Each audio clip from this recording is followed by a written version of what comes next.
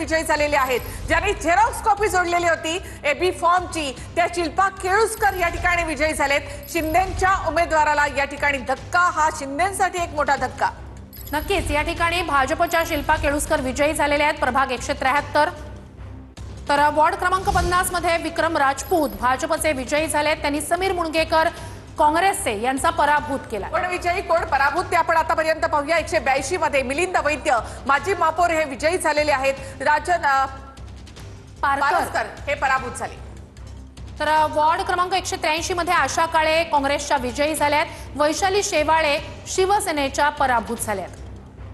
Ward क्रमांक 73 मध्ये लोना रावत या विजयी झालेल्या आहेत, तर दीप्ती वायकर यांचा पराभव झालाय। मुंबई महानगरपालिकेत वॉर्ड 36 मध्ये भाजपचे सिद्धार्थ शर्मा विजयी झालेत। त्यांनी प्रशांत महाडिक मनसेच्या यांचा पराभव केला।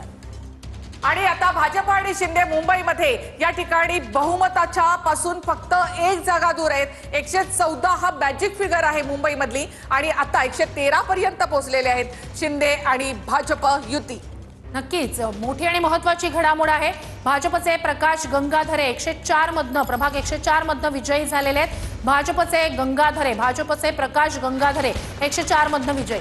113 जागांवर आता पोहोचलेले आहे भाजप आणि शिंदेची शिवसेना। मुंबईत 114 ची फिगर 113 पर्यंत आता ही युती जाऊन पोहोचलेली आहे।